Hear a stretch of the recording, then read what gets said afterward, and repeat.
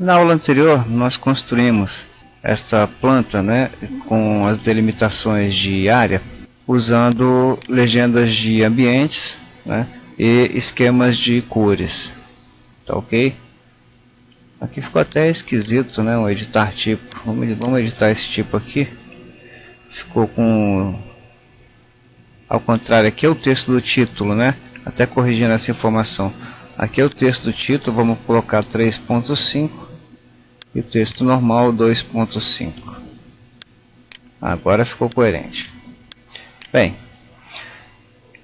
então nós usamos aqui um esquema de cores baseados no nome do ambiente, que nada mais é que um parâmetro, né, relacionado ao elemento ambiente.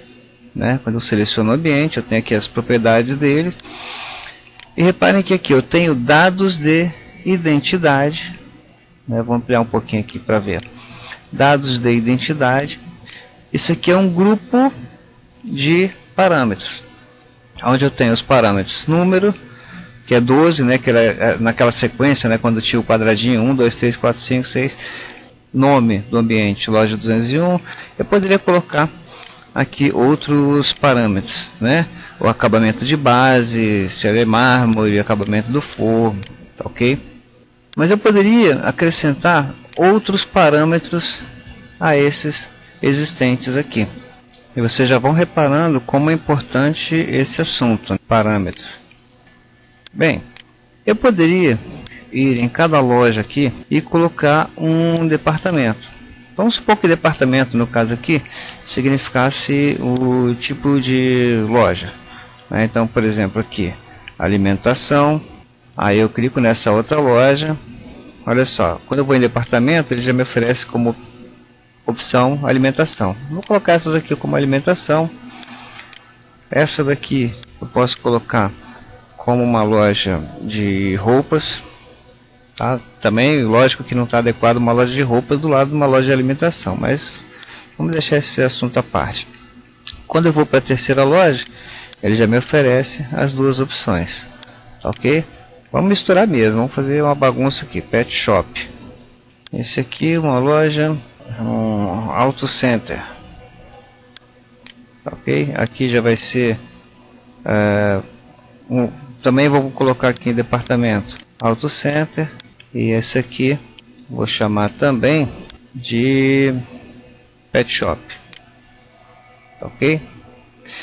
Bem, o que eu fiz aqui? Eu atribuí valores a um parâmetro que já existia no elemento ambiente.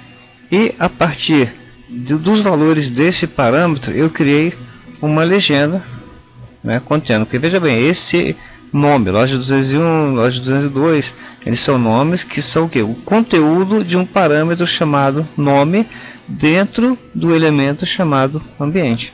Então o que eu vou fazer agora? O meu objetivo agora é criar um outro mapa temático, né? Porque na verdade isso aqui não deixa de ser um mapa temático, né? No caso aqui de identificação facilitada por cores de cada ambiente. Mas eu quero criar uma outra planta agora em que me distribua as lojas por especialidade. Então o que eu vou fazer?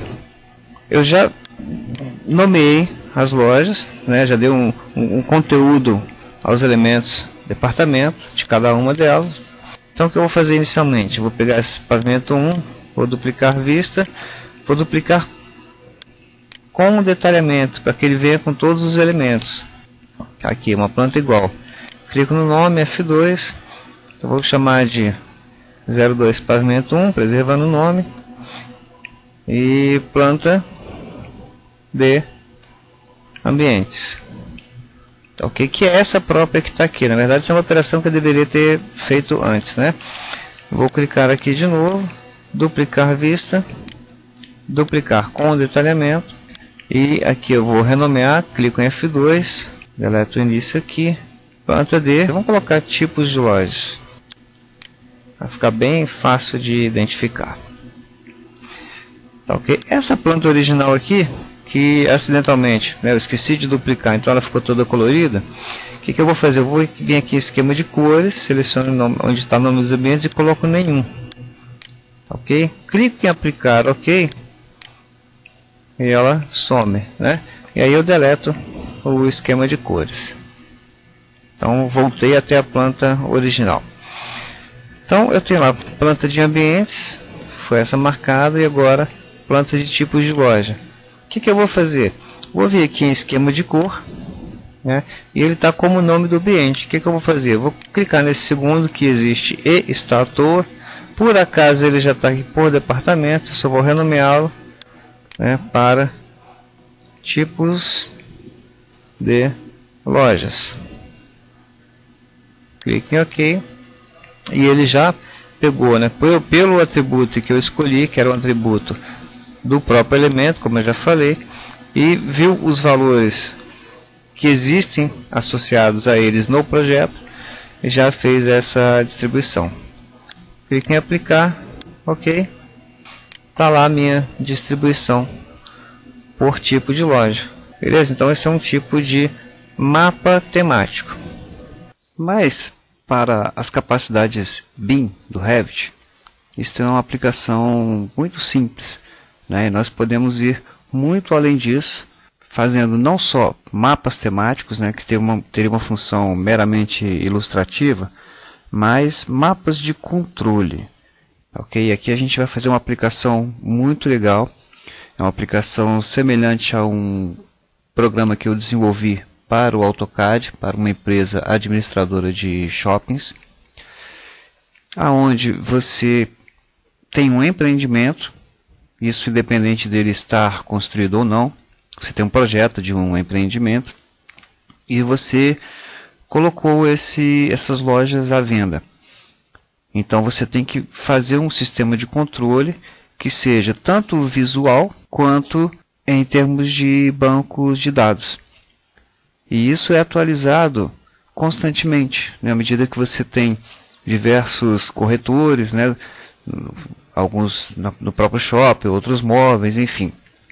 Você quer fazer um controle de status dessas lojas. Na verdade, nós teremos vários tipos de controle. Beleza? Então nós vamos explorar essa aplicação aqui. E para isso eu preciso voltar ao assunto muito importante, né? Talvez seja o assunto principal atrelado a esse assunto ambientes, né? Que é o assunto parâmetros. Então a gente viu que no elemento identificador de ambiente, né, eu tenho lá as minhas legendas, não é isso? Algumas eu posso editar, outras estão atribuídas a valores retirados do elemento ambiente. Mas eu posso aqui também acrescentar outros parâmetros que seriam parâmetros de controle, que não estão vinculados necessariamente ao ambiente, né, como massa física, tá certo? Para eu acrescentar parâmetros, eu tenho basicamente duas formas. Tá? Eventualmente eu posso ter até mais, mas vamos nos concentrar em duas. Na guia configurações, eu teria aqui, olha, parâmetros de projeto, o que me interessa no momento, né, parâmetros que podem ser adicionados nas categorias dos elementos em um projeto e utilizados em tabelas. É exatamente isso que eu quero. Esses parâmetros não podem ser compartilhados com outros projetos ou famílias. Tá? Por enquanto, eu estou criando parâmetros de projeto. Beleza? Eu teria aqui embaixo os parâmetros compartilhados. Tá? Não me interessa isso agora. No momento, só me interessam parâmetros relacionados com o ambiente, né, restritos a este projeto. Parâmetros de projeto. Então, vamos lá. Menu gerenciar. Essa é uma das formas que eu mencionei de adicionar um parâmetro. Tá? Parâmetros de projeto. Por enquanto só tem esse parâmetro aqui disponível, tá? Foi colocado pela própria Autodesk nesse exemplo. Vou adicionar um novo parâmetro de projeto. Parâmetro de projeto, não é um parâmetro compartilhado, tá? O nome vai ser grupo de lojas. Vai ser um parâmetro de instância, né? Porque cada ambiente vai ter seu próprio grupo de loja associado, não é um elemento associado ao tipo chamado ambientes. A disciplina vai ser comum, não vai ser estrutural, nem ok, AVAC, elétrica, né, ar-condicionado, tubulação, nada disso. É uma disciplina comum.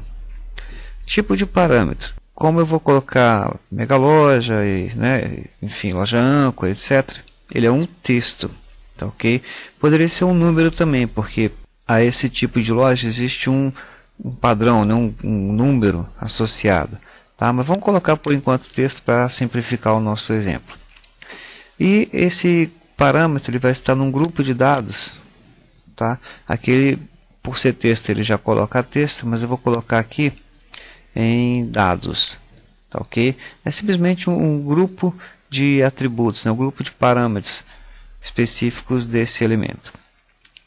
E ele vai ser associado, vai ser um parâmetro de instância, né? Como eu já falei, e ele vai estar associado a ambientes. Lembra que a gente faz tabela de ambientes, beleza? Bom, por enquanto isso, né? Lembrando, a gente vai estudar esses parâmetros a fundo lá para frente, mas vamos restringir a isso. Nome, instância, disciplina, tipo de parâmetro, grupo e o elemento ao qual ele está associado. Tá, aí é um parâmetro de projeto. Clique em OK. Está aqui mais um grupo de parâmetros. Clique em OK. Nada aconteceu, né, porque eu simplesmente criei um parâmetro no projeto. Agora eu vou aqui na tabela de ambientes. Vou clicar com o botão da direita, duplicar vista, duplicar. E eu vou chamar esse novo elemento, clico nele F2, de tabela de grupos de lojas. Clique em OK. Nada mudou. Se eu for agora em campos, o que acontece lá? Parâmetro grupo de lojas. Eu acrescentei mais um parâmetro. Então posso adicionar esse parâmetro, achar uma posição adequada para ele. Poderia ser aqui, grupos de lojas. Clique em OK. E aí já posso ter aqui também no pavimento 1. O que eu faço agora? Vou duplicar a vista com o detalhamento. Ele duplica, F2. Vou chamar de pavimento 1, grupos de lojas, ou distribuição de lojas e etc. Beleza? O que eu preciso agora finalmente? Criar uma legenda específica. Eu vou editar esquema, seleciono o tipo de lojas, duplico, vou chamar de grupo de lojas. Clique em OK. Reparem que quando eu selecionei, né, para duplicar, ele realmente duplicou, igualzinho, né? Basta eu mudar aqui, ó, o título, grupos de lojas, e selecionar a cor por grupos de lojas. Ok? Não tem nenhum atribuído aqui no momento, por isso que ele está em branco. Vou clicar aplicar e OK. Tá aqui, grupos de lojas, nenhuma cor definida. Mas agora eu venho aqui e repara aquilo que eu mencionei sobre grupos, né? Tá aqui, ó, dados da entidade. Eu coloquei sobre dados, né? Olha lá, grupos de lojas. O que eu vou colocar aqui? Loja âncora. Clique em aplicar e ele já assumiu a cor daquela loja âncora. A qualquer momento eu venho aqui, editar esquema, eu já vejo aqui, ó, a primeira categoria, loja âncora, eu quero que seja, por exemplo, o amarelo. Aplicar. Ok. Então só uma diferençazinha aqui entre essa aplicação e a que eu fiz no AutoCAD é que os dados ficavam relacionados com elementos, né, com atributos invisíveis. Né? Esse aqui era um bloco, atributos invisíveis, mas eram textos digitáveis. Agora eu mudo a categoria do elemento no elemento ambiente. Tá ok? E com a vantagem de que se eu mover, né, a parede, o que acontece? Às vezes um determinado cliente ele precisa de duas lojas, ele compra duas unidades. Então eu, por exemplo, deleto uma parede, né, ele assume a outra área e assume as características daquele primeiro que eu escolher. E uma outra grande vantagem desse método é que se eu colocar aqui lado a lado, vou eliminar alguns aqui. Agora eu tenho lado a lado aqui simplesmente a planta e a tabela, né? É que eu venho aqui, posso colocar pelo número da loja, eu posso dizer qual é o departamento, né, qual grupo a que ela pertence. Por exemplo, Mega Loja, a loja 202 que está aqui ao lado, por exemplo, satélite. E à medida que eu for colocando aqui, eu vou mudando o perfil da loja. E à medida que eu vou preenchendo, ele vai me dando mais opções e também vai preenchendo aqui na planta, né, a minha legenda. Que até está no lugar impróprio aqui, né? E paralelamente também, aqui se eu clicar no elemento legenda, editar esquema, lá em grupos de lojas vão sendo acrescidos novos elementos e atribuídas cores, né? Atribuída uma cor a cada um. A ordem aqui é dada pelo próprio Revit, tá ok? Uma ordem interna criada aí pela Autodesk. Bem, eu vou parar essa aula por aqui. Eu nem achei que esse assunto fosse se estender tanto quando eu comecei, mas uma coisa vai puxando a outra. Eu quero aproveitar esse momento para dar uma explorada maior nessa questão de parâmetros e também na questão de tabelas.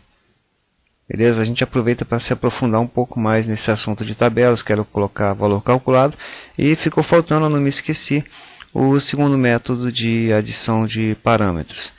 O primeiro a gente viu que é aqui em gerenciar parâmetro de projeto, tá? E na sequência eu mostro o segundo método. Até lá.